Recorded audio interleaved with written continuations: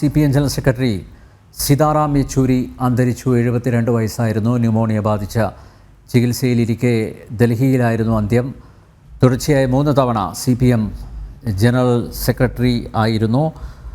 പാർട്ടിയുടെ polit bureau അംഗമായ ഇദ്ദേഹത്തെ ദേശീയ ജനറൽ സെക്രട്ടറിയായി 2015 പാർട്ടി കോൺഗ്രസ് തിരഞ്ഞെടുക്കുകയായിരുന്നു. പാർട്ടിയുടെ പാർലമെൻ്ററി ഗ്രൂപ്പ് നേതാവ് കൂടിയാണ്. 1952 ആഗസ്റ്റ് 12 തെലുഗു സംസാരിക്കുന്ന ആന്ധ്ര ബ്രാഹ്മണ ദമ്പതികളായ സർവേശ്വര സോമയാജുല യെച്ചൂരിയുടെയും കൽപ്പാക്കത്തിൻ്റെയും മകനായി മദ്രാസിൽ ജനിച്ചു.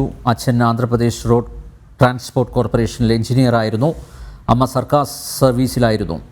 സ്കൂൾ വിദ്യാഭ്യാസത്തിന് ശേഷം ഡൽഹിയിൽ സെയിൻറ്റ് സ്റ്റീഫൻസ് കോളേജിൽ നിന്നും അദ്ദേഹം ഡിഗ്രി കരസ്ഥമാക്കി. 1975 ജവഹർലാൽ നെഹ്റു സർവകലാശാലയിൽ നിന്നും എക്കണോമിക്സിൽ മാസ്റ്റർ ബിരുദം നേടി. പത്രപ്രവർത്തകയായ സീമ കൃഷിയാണ് യെച്ചൂരിയുടെ ഇപ്പോഴത്തെ ഭാര്യ. പ്രശസ്ത വനിതാവകാശ പ്രവർത്തക വീണ മജുംദാറിൻ്റെ പുത്രിയായിരുന്നു ആദ്യ ഭാര്യ. 1974 SFIയിൽ ചേർന്നു. JNUവിലെ അദ്ദേഹത്തിൻ്റെ പഠനത്തിനിടയിലാണ് രാജ്യത്ത് അടിയന്തരാവസ്ഥ പ്രഖ്യാപിക്കപ്പെടുന്നത്.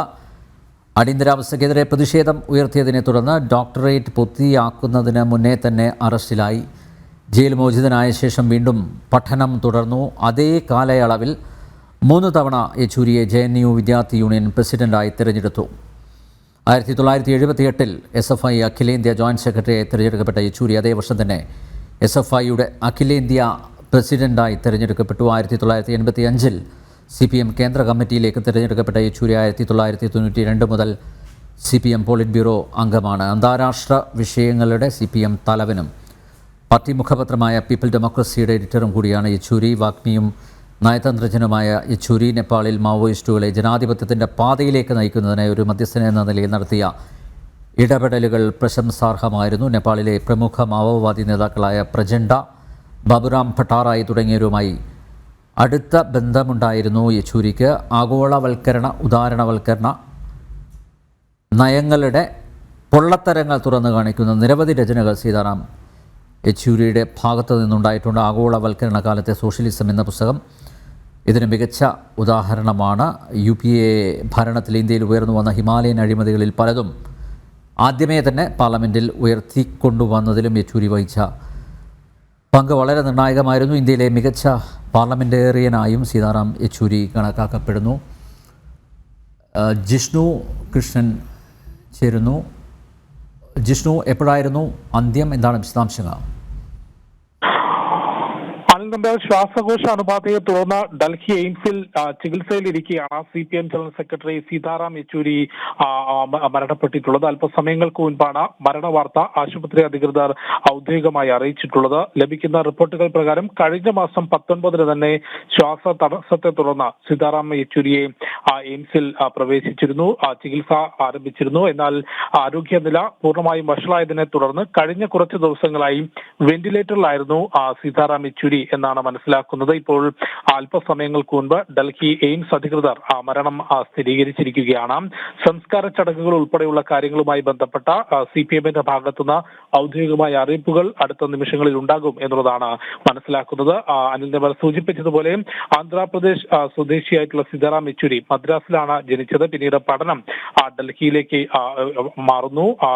JNU പഠനകാലത്താണ് CPMവുമായി അല്ലെങ്കിൽ ഇടതുപക്ഷ രാഷ്ട്രീയവുമായി ബന്ധപ്പെട്ട് സീതാറാം യെച്ചൂരിയുടെ രാഷ്ട്രീയം ആരംഭിക്കുന്നത്. SFIയുമായി ബന്ധപ്പെട്ട് പ്രവർത്തിക്കുകയും 1978 SFIയുടെ ദേശീയ ജോയിന്റ് സെക്രട്ടറിയായി തെരഞ്ഞെടുക്കപ്പെടുകയും 86 SFIയുടെ ദേശീയ പ്രസിഡന്റായി തെരഞ്ഞെടുക്കപ്പെടുകയും ചെയ്തിരുന്നു. അതേസമയത്ത് 75 അടിയന്തരാവസ്ഥയുമായി ബന്ധപ്പെട്ട ജയിൽവാസം അനുഭവിക്കുകയും ചെയ്തിട്ടുണ്ട്. 2015 വിശാഖപട്ടണം പാർട്ടി കോൺഗ്രസിലാണ് സീതാറാം യെച്ചൂരി CPM ദേശീയ ജനറൽ സെക്രട്ടറി പദവി ഏറ്റെടുക്കുന്നത്. പിന്നീട് 2018 2022 നടന്ന കണ്ണൂർ പാർട്ടി കോൺഗ്രസിലും കണ്ണൂർ പാർട്ടി കോൺഗ്രസിലാണ് 3ാം വട്ടം ദേശീയ അധ്യക്ഷനായി, അതായത് CPMന്റെ ദേശീയ ജനറൽ സെക്രട്ടറിയായി സീതാറാം യെച്ചൂരിയെ തെരഞ്ഞെടുക്കപ്പെടുന്നത്. പീപ്പിൾസ് ഡെമോക്രസി വാരികയുടെ എഡിറ്റർ ആയിരുന്നു. രാഷ്ട്രീയത്തിൽ 75 മുതൽ വിദ്യാർത്ഥി രാഷ്ട്രീയം മുതൽ വളരെ സജീവമായിരുന്ന സീതാറാം യെച്ചൂരി 2015 മുതലാണ് CPM-ന്റെ ജനറൽ സെക്രട്ടറി സ്ഥാനം ഏറ്റെടുക്കുന്നത്. രാഷ്ട്രീയത്തിൽ സജീവമാകുമ്പോഴും തെരഞ്ഞെടുപ്പ് രാഷ്ട്രീയത്തിൽ കളം കണ്ടെത്താൻ സീതാറാം യെച്ചൂരിക്ക് സാധിച്ചിരുന്നില്ല. 2005 പശ്ചിമ ബംഗാളിൽ നിന്നുള്ള രാജ്യസഭാ അംഗമായി സീതാറാം യെച്ചൂരി പ്രവർത്തിച്ചിട്ടുണ്ട്. ഏതായാലും ഡൽഹി എയിംസിൽ ശ്വാസകോശ അണുബാധയെ തുടർന്ന് കുറച്ചു ദിവസങ്ങളായി ചികിത്സയിലായിരുന്നു. കഴിഞ്ഞ കുറച്ചു ദിവസങ്ങളായി ആരോഗ്യനില പൂർണ്ണമായും വഷളായതിനെ തുടർന്ന് വെന്റിലേറ്ററിലേക്ക് മാറ്റിയിരുന്നു. അല്പസമയങ്ങൾക്ക് മുൻപാണ് ഡൽഹി എയിംസ് അധികൃതർ മരണവിവരം സ്ഥിരീകരിച്ചിട്ടുള്ളത്. സംസ്കാര ചടങ്ങുകൾ ഉൾപ്പെടെയുള്ള കാര്യങ്ങളുമായി ബന്ധപ്പെട്ട വിവരങ്ങൾ CPM-ന്റെ ഭാഗത്തുനിന്ന് അല്പസമയങ്ങൾക്കകം അറിയിക്കും എന്നാണ് മനസ്സിലാക്കുന്നത്. Anil Nambiar. CPM general secretary Sitaram Yechury അന്തരിച്ചു. 72 വയസ്സായിരുന്നു. ന്യൂമോണിയ ബാധിച്ച് ചികിത്സയിലിരിക്കെ ഡൽഹിയിലായിരുന്നു അന്ത്യം. തുടർച്ചയായി 3 തവണ CPM ജനറൽ സെക്രട്ടറി ആയിരുന്നു. ജിഷ്ണു, ഏകദേശം 5 പതിറ്റാണ്ട് നീണ്ട രാഷ്ട്രീയ ജീവിതം. അദ്ദേഹം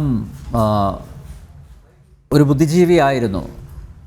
അദ്ദേഹം സാമ്പത്തിക ശാസ്ത്രത്തിൽ ആണ് അദ്ദേഹം സെയിൻറ്റ് സ്റ്റീഫൻസ് കോളേജിൽ നിന്ന്, ഡൽഹി സെയിൻറ്റ് സ്റ്റീഫൻസ് കോളേജിൽ നിന്ന് ബിരുദം നേടിയത്.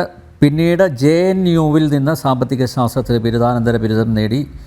JNUവിൽ വെച്ചാണ് അദ്ദേഹം കമ്മ്യൂണിസ്റ്റ് പാർട്ടിയിൽ ആകർഷണനായത്. 1974 SFIയിൽ അംഗമായത്. 3 വട്ടം JNU സർവകലാശാല യൂണിയൻ പ്രസിഡൻ്റായി. JNUവിൽ അദ്ദേഹം PhDക്ക് ചേർന്നിരുന്നു. പക്ഷേ അടിയന്തരാവസ്ഥ കാലത്ത് ഒളിവ് ജീവിതം മൂലം പൂർത്തിയാക്കാൻ ആയില്ല. കമ്മ്യൂണിസ്റ്റ് പാർട്ടിയെ സംബന്ധിച്ചിടത്തോളം സീതാറാം യെച്ചൂരിയുടെ വിയോഗം വലിയൊരു നഷ്ടം തന്നെയല്ലേ ജിഷ്ണു? അൽനമ്പ്യ, തീർച്ചയായും കഴിഞ്ഞ 3 തവണയായി, അതായത് 2015 മുതൽ CPM-നെ നയിക്കുന്ന, അല്ലെങ്കിൽ ദേശീയ തലത്തിൽ CPM-ന് നേതൃത്വം നൽകുന്ന ജനറൽ സെക്രട്ടറി എന്നുള്ള രീതിയിൽ CPM-നെ മുൻപോട്ട് നയിക്കുന്ന വ്യക്തിയാണ് സീതാറാം യെച്ചൂരി. കമ്മ്യൂണിസ്റ്റ് പാർട്ടിയെ സംബന്ധിച്ച്, CPM-നെ സംബന്ധിച്ച് തീർച്ചയായും നഷ്ടം തന്നെയാണ് എന്നുള്ളത് യാതൊരു സംശയവുമില്ല. 72 വയസ്സായിരുന്ന സീതാറാം യെച്ചൂരി 1974 ഇടതുപക്ഷ രാഷ്ട്രീയത്തോടൊപ്പം ചേരുന്നത്. അതായത് അനിൽ നമ്പ്യാർ സൂചിപ്പിച്ചതുപോലെ ഡൽഹിയിലെ പഠനകാലത്ത് സീതാറാം യെച്ചൂരി ഇടതുപക്ഷ രാഷ്ട്രീയവുമായി ബന്ധപ്പെട്ട പ്രവർത്തനത്തിലേക്ക് വരികയും SFIയിൽ അംഗമാവുകയും ചെയ്തിട്ടുള്ളത്. 74 SFIയിൽ അംഗമായി. 3 തവണ JNU സർവകലാശാലയിൽ യൂണിയൻ പ്രസിഡന്റായി സീതാറാം യെച്ചൂരി തെരഞ്ഞെടുക്കപ്പെട്ടിട്ടുണ്ട്. ആ സമയത്ത് 74 ശേഷം 75 അടിയന്തരാവസ്ഥ കാലത്ത് പ്രവർത്തനങ്ങൾ കാരണം ഈ PhD JNUവിൽ പൂർത്തിയാക്കാൻ സാധിച്ചില്ല. അടിയന്തരാവസ്ഥ കാലത്ത് അറസ്റ്റ് വരിച്ചുകൊണ്ട് ജയിലിൽ പോകുന്നു. പിന്നീടാണ് 1978 ജിഷ്ണു,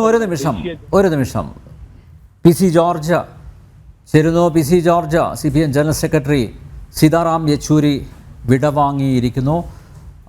സീതാറാം യെച്ചൂരിയെ എങ്ങനെ ഓർത്തെടുക്കുന്നു താങ്കൾ?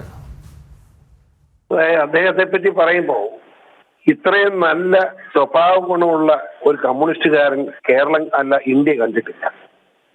അദ്ദേഹത്തിന്റെ വ്യക്തിത്വമായിരുന്നു കമ്മ്യൂണിസ്റ്റ് പാർട്ടി ഇന്ത്യയിൽ പിടിച്ചു നിർത്തിയിരുന്നത്. അതും കൂടി നഷ്ടപ്പെട്ടു എന്നാണ് ഇപ്പോഴത്തെ ഏറ്റവും ദുഃഖകരമായ സംഭവം. കാരണം കമ്മ്യൂണിസത്തെ എതിർക്കാനുള്ള സ്വാതന്ത്ര്യം എല്ലാവർക്കും ഉണ്ടെങ്കിലും ആ കമ്മ്യൂണിസ്റ്റ് ആശയം നടപ്പാക്കുന്നതിനെ മനസാക്ഷിയുള്ള ആരും എതിർക്കുമെന്ന് എനിക്ക് തോന്നുന്നില്ല. അങ്ങനെ ചിന്തിക്കുമ്പോൾ കമ്മ്യൂണിസ്റ്റ് പാർട്ടിയെ പിടിച്ചു നിർത്താൻ ഏറ്റവും വലിയ സംഭാവന ചെയ്ത യെച്ചൂരിയുടെ തിരോധാനം ഇന്ത്യയിലെ ജനകോടികൾക്ക് മൊത്തം നഷ്ടമാണ്, കമ്മ്യൂണിസ്റ്റുകാർക്ക് മാത്രമല്ല എന്ന എൻ്റെ അഭിപ്രായം. അദ്ദേഹം ഒരു നല്ല മനുഷ്യനായിരുന്നു, നല്ല മനുഷ്യ സ്നേഹിയായിരുന്നു, തൊഴിലാളി സ്നേഹിയായിരുന്നു. വിദ്യാഭ്യാസ മേഖലയിൽ വരുത്തുന്ന മാറ്റങ്ങളെ പറ്റി അദ്ദേഹത്തിന് പ്രത്യേകം കാഴ്ചപ്പാടുണ്ടായിരുന്നു. ഭരണ സംവിധാനത്തെ പറ്റി കാഴ്ചപ്പാടുണ്ടായിരുന്നു. അങ്ങനെയുള്ള വലിയ വ്യക്തിത്വമാണ് നമുക്ക് നഷ്ടപ്പെട്ടിരിക്കുന്നത്. അദ്ദേഹത്തിന്റെ നിര്യാണത്തിൽ അദ്ദേഹം അനുശോചനം രേഖപ്പെടുത്തുന്നു. അദ്ദേഹത്തിന്റെ നിര്യാണം കൊണ്ട് ഏറ്റവും കൂടുതൽ വേദനിക്കുന്ന നല്ല കമ്മ്യൂണിസ്റ്റുകാരോടും എന്റെ ദുഃഖം ഞാൻ അറിയിക്കുന്നു. PC പാർട്ടിയിലെ പിണറായിസത്തോട് വിയോജിപ്പ് രേഖപ്പെടുത്തിയ ഒരു വ്യക്തിയായിരുന്നു. പ്രത്യക്ഷമായല്ല, പരോക്ഷമായി അദ്ദേഹത്തിന് വിയോജിപ്പ് പ്രകടമാക്കാൻ സാധിക്കില്ല. കാരണം CPM-ന്റെ നേതൃത്വത്തിൽ അധികാരമുള്ള ഏക സംസ്ഥാനം അവിടെയാണ് പിണറായി വിജയൻ ഉള്ളത്. അതുകൊണ്ട് പലപ്പോഴും ചില നിലപാടുകളിൽ അദ്ദേഹത്തിന് അയവ് വരുത്തേണ്ടി വന്നിട്ടുണ്ട്. പൊതുവെ കേരളത്തിലെ CPM-ന്റെ നിലപാട് വ്യതിയാനങ്ങളോട് യോജിപ്പ് ഇല്ലാത്ത വ്യക്തി. പക്ഷേ ഞാൻ നേരത്തെ പറഞ്ഞതുപോലെ പലപ്പോഴും അതുമായി സമരസപ്പെടാൻ നിർബന്ധിക്കപ്പെട്ട പാർട്ടിയുടെ ജനറൽ സെക്രട്ടറി. ഒരുപക്ഷെ PC ജോർജിന് ഇത് കൃത്യമായിട്ട് അദ്ദേഹത്തിൻ്റെ ആ നിലപാട്. പക്ഷേ അദ്ദേഹത്തിൻ്റെ ആ ഒരു നിർബന്ധിതമാകേണ്ടി വരുന്ന അവസ്ഥ, സമരസപ്പെടേണ്ടി വരുന്ന അവസ്ഥ, അതിനെക്കുറിച്ച് ഒരു പക്ഷേ പി സി ജോർജിനെ എനിക്ക് തോന്നുന്നു കുറേ കൂടി കാര്യങ്ങൾ പറയാൻ സാധിക്കുമെന്നാണ് തോന്നുന്നത്. അദ്ദേഹത്തിന് വളരെയേറെ സ്നേഹവും ബഹുമാനവും എനിക്ക് തോന്നുന്നുണ്ട് ആ വ്യക്തിയോട്. പക്ഷേ കേരളത്തിലെ കമ്മ്യൂണിസ്റ്റ് സംഭവിച്ചിരിക്കുന്നത് എന്താണെന്ന് വെച്ചാൽ, ഒരു കാലത്ത് ഇന്ത്യ മഹാരാജ്യത്തെ പ്രതിപക്ഷ നേതാവായിരുന്നു AKG. അതായത് കമ്മ്യൂണിസ്റ്റ് പാർട്ടി ഏത് നിലയായിരുന്നു എന്ന് എല്ലാവരും അറിയാൻ വേണ്ടിയാണ് ഞാൻ ഈ ഒരു ഉദാഹരണം ചൂണ്ടിക്കാണിക്കുന്നത്. ആ സ്ഥാനത്ത് ഇന്ന് പ്രതിപക്ഷം എന്ന് പറയാൻ പോലും പറ്റാത്ത നിലയിൽ കമ്മ്യൂണിസ്റ്റ് പാർട്ടി അധപ്പതിച്ചു പോയി. എത്ര ഗതികെട്ട ഒരു സാഹചര്യം എന്ന് ആലോചിക്കണം. അതിന് കാരണം പക്ഷേ വേറൊരു പാർട്ടിയുടെ അഖിലേന്ത്യാ നേതൃത്വത്തെ സംബന്ധിച്ചിടത്തോളം പ്രശ്നം എന്താണെന്ന് ചോദിച്ചാൽ, ഇന്ത്യ മഹാരാജ്യത്ത് ഏക അധികാരത്തിലുള്ള സ്റ്റേറ്റാണ് കേരളം. ആ കേരളത്തിൽ 99 MLA-മാരുടെ പിന്തുണയോടുകൂടി ഭരിച്ചുകൊണ്ടിരിക്കുന്നു. ആ 99 MLA-മാരും പിണറായി സത്തിന്റെ അടിമകളായി മാറിയിരിക്കുന്നു. ഇവിടെ വലിയ ശക്തിയുണ്ടെന്ന് എപ്പോഴും അഹങ്കരിക്കുന്ന CPIക്ക് പോലും വിനോദ് വിശ്വം വലിയ വലിയ മുഴുത്ത വായിലെ വാചകമൊക്കെ അടിക്കാറുണ്ട്. പക്ഷെ എന്ത് പറ്റി, വിനോദ് വിശ്വം പോലെ LDF കൂടി ഇപ്പോൾ ഒരക്ഷരം പിണറായിക്ക് മിണ്ടാൻ തയ്യാറായില്ല. അതായത് അടിമപ്പണി ചെയ്യുന്ന ആളുകളുടെ ഒരു കൂട്ടമാണ് കേരളത്തിലെ ഇടതുപക്ഷം എന്ന് തെളിയിച്ചു കഴിഞ്ഞിരിക്കുന്നു. അപ്പൊ അതിൽ പിണറായി സത്തിന്റെ നേതൃത്വമാണ്. പിണറായി എന്ന് പറയുന്ന വ്യക്തിയെ നമ്മളെന്ത് തൽപ്പറയിട്ട് കാര്യം? അദ്ദേഹം മുന്നോട്ട് പോട്ടെ. മകളെ കെട്ടിയപ്പിടിച്ച് മുഖ്യമന്ത്രിയാക്കാൻ അദ്ദേഹം നീക്കം നടത്തിക്കൊണ്ടിരിക്കുകയാണ്. നടക്കട്ടെ. നമുക്ക് ജനം ഇതെല്ലാം കാണണ്ടേ? ജനം കാണണമെങ്കിൽ ഇവിടുത്തെ പ്രതിപക്ഷ ജോലി ചെയ്യണ്ടേ? ആ പ്രതിപക്ഷം ജോലി ചെയ്യണമെന്ന് കോൺഗ്രസ്സാണ്. കോൺഗ്രസ് ഇവിടുത്തെ പിണറായി സത്തിന്റെ B ടീമായിട്ട് പ്രവർത്തിക്കുക. പിന്നെ എങ്ങനെ നന്നാവും?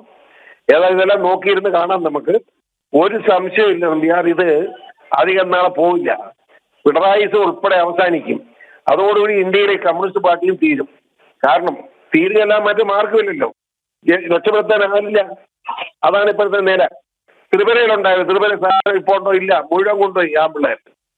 മനസ്സിലായില്ലേ? BJPയുടെ മുന്നേറ്റമാണ് അവിടെ കാണുന്നത്. ഗോപാൽ കണ്ടില്ലേ? അപ്പൊ എന്താണെന്ന് ഞാൻ പറഞ്ഞത്, കമ്മ്യൂണിസ്റ്റ് പാർട്ടി ഇല്ലാതായി പിണറായി സത്തിലേക്ക് പോയി. ആ പിണറായി ഇങ്ങനെ തകർന്നുകൊണ്ടിരിക്കുന്നു. അത് ഈ മാക്സിമം എത്ര കൊല്ലം, എത്ര മാസം എന്ന് മാത്രം ചിന്തിച്ചാൽ മതി, പിണറായി എന്നേക്ക് തീരുകയാണ്. അതോടെ ഈ യെച്ചൂരിയെ പോലുള്ള ഒരു വലിയ മനുഷ്യൻ നഷ്ടപ്പെട്ടതോടെ കേന്ദ്ര നേതൃത്വത്തിൽ കമ്മ്യൂണിസ്റ്റ് പാർട്ടിയിലെ ആദർശത്തിലുള്ള ആളുകളില്ലെന്നായി. അങ്ങനെ ഒരു നാശം നമുക്ക് നേരിട്ട് കാണേണ്ടി വരുന്നു എന്നതാണ് ഇതിനകത്ത് പരമാർത്ഥം. നന്ദി പി സി. ഈ ഘട്ടത്തിൽ ഞങ്ങളോടൊപ്പം ചേർന്നതിനും സീതാറാം യെച്ചൂരിയെ അനുസ്മരിച്ചതും. ഇടതുപക്ഷ സൈദ്ധാന്തികൻ ശ്രീ പണ്ഡ്യാല ഷാജി ചേരുന്നു. ശ്രീ പണ്ഡ്യാല ഷാജി, സീതാറാം യെച്ചൂരിയെ താങ്കൾ എങ്ങനെ ഓർത്തെടുക്കുന്നു? അദ്ദേഹത്തിന്റെ വിയോഗം സത്യത്തിൽ ഇന്ത്യയിലെ ഇടതുപക്ഷ പ്രസ്ഥാനത്തിന്, വിശിഷ്യ കമ്മ്യൂണിസ്റ്റ് പാർട്ടി ഓഫ് ഇന്ത്യ മാർക്സിന്, അത് തകർച്ചയുടെ പടുകുഴിയിലാണെങ്കിൽ പോലും അതിന് ഒരിക്കലും പരിഹരിക്കാനാവാത്ത അപരിഹാര്യമായ ഒരു പുതിയ പ്രതിസന്ധിയാണ് ഉണ്ടാക്കി തീർത്തിട്ടുള്ളത്.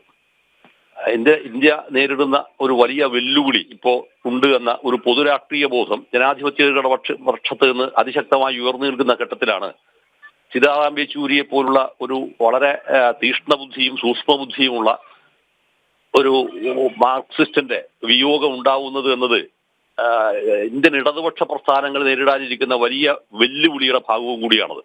കാരണം വിശാലമായ ഒരു മുന്നണി സംവിധാനത്തെ ജനാധിപത്യപരമായി പരിവർത്തിപ്പിക്കുക എന്ന പുതിയ സാധ്യതയിലേക്ക് ഗൗരവമായ പരീക്ഷണം നടത്താൻ അദ്ദേഹം ശ്രമകരമായ ദൗത്യം ഏറ്റെടുക്കുന്ന ഒരു മുഹൂർത്തം അല്ലെങ്കിൽ ഒരു സന്ദർഭത്തിലും കൂടിയാണ് ഈ വിയോഗം ഉണ്ടായിട്ടുള്ളത് എന്നത് വാസ്തവത്തിൽ വളരെ ദുഃഖകരമായ സംഭവമാണ്.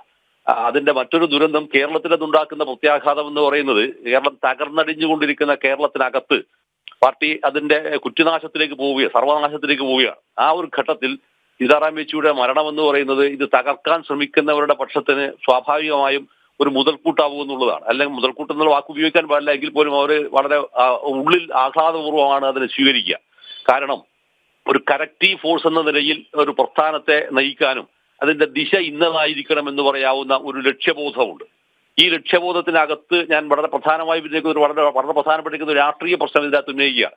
സീതാറാം യെച്ചൂരിയെ ഇന്ത്യയുടെ രാജ്യസഭയിലേക്ക് വീണ്ടും നോമിനേറ്റ് ചെയ്യണമെന്ന് പറയുന്ന ഘട്ടം വന്നപ്പോൾ, ബംഗാളിൽ നോമിനേറ്റ് ചെയ്യണമെന്ന് പറഞ്ഞ ഘട്ടപ്പോൾ ആ ഘട്ടത്തെ മുഴുവൻ തന്നെ തടഞ്ഞു നിർത്തിയത് കേരളത്തിലെ പാർട്ടി ഘടകമാണ് എന്ന ഗൗരവമേറിയ വിമർശം അഖിലേന്ത്യാ തലത്തിൽ തന്നെ മറ്റ് വിവിധങ്ങളായ പത്രങ്ങൾക്കകത്ത് വന്നിട്ടുണ്ടായിരുന്നു. അതിന്റെ നായകത്വം ഉണ്ടായിരുന്നത് ഇപ്പോഴത്തെ കേരളത്തിലെ മുഖ്യമന്ത്രിക്കും പോളിറ്റ് ബ്യൂറോ മെമ്പറുമായിട്ടുള്ള ആൾക്കാണ് എന്നുള്ള വിമർശവും വന്നുണ്ടായിട്ടുണ്ടായിരുന്നു. അപ്പൊ അത് രണ്ടും എന്താണെന്ന് പറഞ്ഞാൽ, ഒരു ഇടത് രാഷ്ട്രീയത്തിന്റെ പുതിയ ദിശാബോധത്തെ ജനാധിപത്യപരമായി പരിവർത്തിപ്പിക്കുന്നതിനുള്ള സാധ്യതയെ വളരെ കൃത്യമായി തടയുക എന്ന ഒരു രാഷ്ട്രീയ പ്രക്രിയ, ബോധപൂർവമായ രാഷ്ട്രീയ പ്രക്രിയയായിരുന്നു അത്. അത്തരമൊരു രാഷ്ട്രീയ പ്രക്രിയ വളരെ ഭംഗിയായി നിർവഹിക്കുന്നതിൽ അത്തരമൊരു പക്ഷം വിജയിച്ചുവെങ്കിൽ പോലും സീതാറാം യെച്ചൂരി തെളിക്കാനിരിക്കുന്ന ഒരു വഴിയെ സഞ്ചരിക്കാൻ ഇനി അധികം ആളുകൾ അതിനകത്ത് ഉണ്ടായിരിക്കില്ല എന്നതാണ് അതിലെ ഏറ്റവും ദുഃഖകരമായ സംഭവം. അതിനകത്ത് തന്നെ വേറൊരു വേർഷൻ എന്താണെന്ന് പറഞ്ഞാൽ ബംഗാൾ, ത്രിപുര, കേരളം ഈ 3 മേഖലകളിൽ പോലും ഇത് വളരെ ഗൗരവമായ ഒരു തിരിച്ചടിയെ നേരിടുകയാണ് ശരിക്കും. അപ്പൊ അങ്ങനെ തിരിച്ചടിയെ നേരിടുന്ന ഘട്ടത്തിൽ ഇതിനെ ഒരു എന്തായാലും ഇതിന് ഇടതുപക്ഷം എന്ന സംഭവത്തിന്റെ അതിനെ സമ്പൂർണ്ണമായി ഒഴിവാക്കിക്കൊണ്ട് ഇന്ത്യയിലെ ഒരു രാഷ്ട്രീയ പ്രസ്ഥാനത്തിന് പോവുക സാധ്യമല്ല, ജനാധിപത്യ പ്രസ്ഥാനത്തിന് പോവുക സാധ്യമല്ല. അപ്പൊ അങ്ങനെ വരുമ്പോൾ കുറെ കൂടി തിരഞ്ഞെടുപ്പ് സഖ്യത്തിലേക്ക് വരുന്ന, തിരഞ്ഞെടുപ്പിന് പ്രാമുഖ്യം നൽകിക്കൊണ്ട് വരുന്ന ഇടത് രാഷ്ട്രീയ പ്രസ്ഥാനങ്ങൾക്ക് ഒരു വലിയ താങ്ങായി നിൽക്കേണ്ടിയിരിക്കുന്ന ഒരാളുടെ ഒരു സഖാവിന്റെ വിയോഗം തീർച്ചയായും കമ്മ്യൂണിസ്റ്റ് പ്രസ്ഥാനം ജനാധിപത്യവൽക്കരിക്കപ്പെടുന്നതിന്റെ പക്ഷത്ത് നിന്ന് നോക്കുമ്പോൾ വളരെ ദുഃഖകരമാണ്. അത് വലിയ പ്രതിസന്ധി ഉണ്ടാക്കുമെന്ന് തന്നെയാണ് മിസ്റ്റർ നമ്പ്യാർ എനിക്ക് തോന്നുന്നത്. ശരിക്കും അങ്ങനെയാണ് എനിക്ക് അങ്ങനെയാണ് തോന്നുന്നത് മിസ്റ്റർ നമ്പ്യാർ.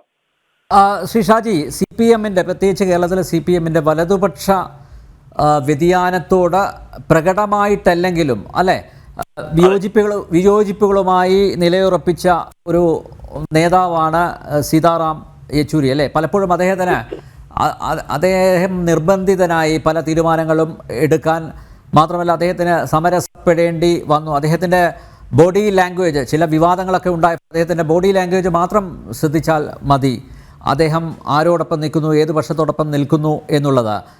ഇദ്ദേഹത്തിൻ്റെ വിടവ് എങ്ങനെ നികത്തും? സീതാറാം യെച്ചൂരി 2015 മുതൽ പാർട്ടിയെ ദേശീയ തലത്തിൽ നയിക്കുകയാണ്. ഇദ്ദേഹത്തിന് പകരം ഇനി ആര്? വലിയൊരു ചോദ്യം അവശേഷിക്കുകയല്ലേ? തീർച്ചയായും വലിയൊരു ചോദ്യമാണ്. കാരണം അതിനകത്ത് നിന്ന് ഇനി പുത്തനായി വളർന്നവരാവുന്ന അർത്ഥത്തിൽ വളർന്നവരാവുന്ന സഖാക്കളുടെ എണ്ണം വളരെ കുറവാണ്. നമ്മളിപ്പോൾ കേരളത്തിൽ തന്നെ എടുത്തു കഴിഞ്ഞാൽ പോലും കേരളത്തിൽ അങ്ങനെയുള്ള ആളുകൾ ആരുമില്ല. ഉള്ളവരെല്ലാം തന്നെ ഒരു വളരെ പ്രത്യേകമായ ഒരു പക്ഷം നിന്ന് അപ്ഗ്രേഡ് ചെയ്യപ്പെട്ടിരിക്കുന്നവർ മാത്രമാണ്. ഡബിൾ പ്രൊമോഷനിലും കൊടുത്ത് ഇങ്ങനെ വിട്ടിരിക്കുന്ന ആളുകൾ മാത്രം. അവർക്കൊന്നും ഒരു സംഘടനയോ പാർട്ടിയോ നയിക്കാനുള്ള ഒരു കോപ്പ് ഉണ്ടാവില്ല എന്നുള്ളതാണ്. ബംഗാളിലാണെങ്കിൽ സമ്പൂർണ്ണമായ ഒരു നാശത്തിന്റെ വഴിയിലേക്ക് പോയി, ത്രിപുര തകർന്നു. അപ്പൊ ഇങ്ങനെ വരുന്നൊരു ഘട്ടത്തിൽ എന്തുകൊണ്ട് തകരുന്നു എന്നൊരു വിഷയത്തെ അഡ്രസ് ചെയ്യുന്നിടത്താണ് ഇതിനകത്ത് വരുന്ന ജനാധിപത്യ പ്രക്രിയയുടെ രാഷ്ട്രീയം ഉയരുന്നത്. അത്തരമൊരു രാഷ്ട്രീയ പ്രക്രിയ അഡ്രസ് ചെയ്യുക എന്ന ഒരു വളരെ ശ്രമകരമായ ഒരു ദൗത്യം ആഗോള രാഷ്ട്രീയ പശ്ചാത്തലത്തിൽ ഇടതുപക്ഷ കമ്മ്യൂണിസ്റ്റ് പാർട്ടി നേരിട്ടിരിക്കുന്ന പ്രതിസന്ധിക്കകത്ത് നിന്ന് ചരിത്ര പാഠങ്ങൾ ഉൾക്കൊണ്ടുകൊണ്ട് വളർന്നു വരുന്ന ഒരു പുതിയ ഡെമോക്രാറ്റിക് ആയ വളർച്ചയാണ്. ആ വളർച്ചയുടെ അന്വേഷണത്തിലെ ഇന്ത്യൻ രാഷ്ട്രീയത്തിനകത്തെ ഇടതുപക്ഷത്തിന്റെ വളരെ പ്രധാനപ്പെട്ടിരിക്കുന്ന കേന്ദ്ര ബിന്ദുവായിരുന്നു. അപ്പൊ അത്തരം ഒരു കേന്ദ്ര ബിന്ദുവാകുമ്പോൾ അതിനകത്ത് രൂപം കൊണ്ടുവന്നിരിക്കുന്ന ഇപ്പോൾ കറപ്ഷൻ എന്ന് പറയുന്ന സംഭവം, ആ കറപ്ഷനെതിരെ ഏറ്റവും ഗൗരവതരമായിരിക്കുന്ന ഒരു പൊളിറ്റിക്കൽ സ്റ്റാൻഡ് സീതാറാം യെച്ചൂരി എടുത്തു എന്ന് പറയുമ്പോൾ അതിന് ഇവിടെ അദ്ദേഹത്തിന് പിൻബലമായി നിന്നിരുന്നത് ഇപ്പോൾ ശരശയ്യയിൽ കിടക്കുന്ന സഖാ VS ആണ്. അപ്പൊ VS-ന്റെ പക്ഷം അദ്ദേഹം നിന്നു എന്ന് പറയുന്നത് തന്നെ എന്തുകൊണ്ടാണെന്ന് പറഞ്ഞാൽ അതൊരു ആന്റി കറപ്ഷൻ എന്ന് പറയാവുന്ന ഒരു സംഭവത്തിന്റെ ഭാഗമാണ് അതാണ്. അപ്പൊ അങ്ങനെ വരുന്ന ഒരു മോൾഡിങ്ങിലൂടെ വളർന്നു വന്നിട്ടുള്ള ഒരാൾ ഇനി ദേശീയ രാഷ്ട്രീയത്തിനകത്ത് കമ്മ്യൂണിസ്റ്റ് പാർട്ടിക്കകത്ത് പ്രത്യേകിച്ച് CPIM-നകത്ത് അങ്ങനെ വളർന്നു വരാൻ സാധ്യതയുള്ള ആളുകളിൽ അത്തരം ഒരു ദൗത്യം ഏറ്റെടുക്കാനുള്ള ആളുകളുടെ എണ്ണം വളരെ കുറവായിരിക്കുമെന്നില്ല. അതുകൊണ്ട് ഇത് വലിയ തോതിലുണ്ടായിരിക്കുന്ന ഒരു പക്ഷേ ഒരു ഇടതുപക്ഷ രാഷ്ട്രീയത്തിൽ വിശ്വസിക്കുന്ന ആൾ അങ്ങനെ തകർന്നു പോകുമെന്ന് പറയുന്നത് ശരിയല്ല. പക്ഷേ എങ്കിൽ പോലും നിലവിലുള്ള ഒരു അവസ്ഥയിൽ വഴിമുട്ടി നിൽക്കുന്ന ഇന്ത്യയിലെ ഇടതുപക്ഷ പ്രസ്ഥാനത്തിന്റെ മുമ്പിൽ ഇനി കമ്മ്യൂണിസ്റ്റ് പാർട്ടികൾ തമ്മിലുണ്ടായിരിക്കുന്ന ഒരു പുനരേകീകരണത്തിന്റെയോ ലയനത്തിന്റെയോ സാധ്യതകൾ അന്വേഷിച്ചുകൊണ്ടുള്ള പുതിയ പന്ഥാവിലേക്ക് നയിക്കാൻ നിർബന്ധിക്കപ്പെടുന്നു എന്നുള്ളതാണ്. കാരണം ഇനി ഈ CPM-നകത്ത് നിന്ന് വരുന്നവരാരുമില്ല. കാരണം എല്ലാവരും ഈ പാർട്ടി സമ്മേളനം നടക്കുന്നതോടെ എന്തായാലും മിക്കവാറും ആളുകൾ കേന്ദ്ര കമ്മിറ്റി, സെൻട്രൽ പോളിറ്റ് ബ്യൂറോയിൽ നിന്ന് ഒഴിവാകുകയാണ്. അപ്പൊ അങ്ങനെ ഒഴിവാകുന്നതിന് പുത്തനായി വരാൻ നമ്മുടെ ഓർമ്മയിലോ നമ്മുടെ മുമ്പിലോ വലിയ സമരമുഖങ്ങളിലേക്കോ തീഷ്ണ ഉള്ള കക്ഷികളോ ഇല്ല എന്നുള്ളതാണ്. അപ്പൊ അങ്ങനെ ഇല്ലാതിരിക്കുമ്പോൾ ഡെമോക്രസി എന്ന് പറയുന്ന സംഭവത്തിന് പ്രാമുഖ്യം നൽകിക്കൊണ്ട് ഇന്ത്യക്കകത്ത് വളർന്നു വരുന്ന വിവിധങ്ങളായ കമ്മ്യൂണിസ്റ്റ് ഗ്രൂപ്പുകളുടെ, പാർട്ടികളുടെ, CPI ഉൾപ്പെടെയുള്ളവരുടെ ഒരു വലിയ വിശാലമായിരിക്കുന്ന ഒരു മുന്നണി സംവിധാനമല്ല, പകരം അവർ രണ്ടുപേരും ഒന്നായി തീരുക എന്ന് പറയുന്ന ഒരവസ്ഥയിലേക്ക് വരുന്ന പ്രക്രിയക്ക് ഒരുപക്ഷെ ഇത് ചരിത്രം ഇവരെ നിർബന്ധിച്ചേക്കാം എന്നാണ് എനിക്ക് തോന്നുന്നത് മിസ്റ്റർ നമ്പ്യാർ. അങ്ങനെയാണ് എനിക്ക് തോന്നുന്നത് ശരിക്കും. തീർച്ചയായും അത് കേരളത്തിൽ ഉണ്ടാക്കുന്ന അത് ചില കക്ഷികൾക്ക് വലിയ ആഹ്ലാദം ഉണ്ടാക്കുമായിരിക്കും. പക്ഷേ അത് അവരുടെ ആഹ്ലാദം എന്ന് പറയുന്നത് ഒരു നാശത്തിൽ സന്തോഷിക്കുന്നവരുടെ പക്ഷം നിൽക്കുന്ന ആഹ്ലാദമായിരിക്കും എന്നുള്ളതാണ് ആ മരണത്തിനകത്ത് വരുന്ന ഏറ്റവും വലിയ ദുഃഖം എന്നുള്ളതാണ് സത്യത്തിൽ എനിക്ക് തോന്നുന്നത് മിസ്റ്റർ നമ്പ്യാർ.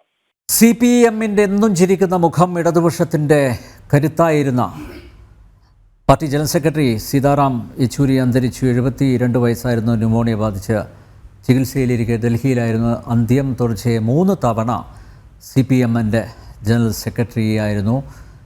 ന്യൂസ് ഡെസ്കിൽ നിന്ന് വി വിനീഷ ചേരുന്നു. വിനീഷ, നേരത്തെ കേരളത്തിലെ പാർട്ടിയുമായിട്ടുള്ള അദ്ദേഹത്തിൻ്റെ അതൃപ്തി, പക്ഷേ അദ്ദേഹത്തിൻ്റെ ഒരു ദൗർബല്യം എന്ന് പറയുന്നത് പാർട്ടിയിൽ ഒരു ഭിന്നിപ്പ് ഉണ്ടാവാൻ പാടില്ല. പലപ്പോഴും കേരളത്തിലെ പാർട്ടിയിലുള്ളവർ വിഭാഗീയതയുടെ അങ്ങേയറ്റത്ത് പോയപ്പോഴും അവരെ ചേർത്ത് നിർത്താൻ, ഒരുമിപ്പിക്കാൻ ഒരുപാട് അധ്വാനിച്ച ഒരു ദേശീയ നേതാവാണ് സീതാറാം യെച്ചൂരി.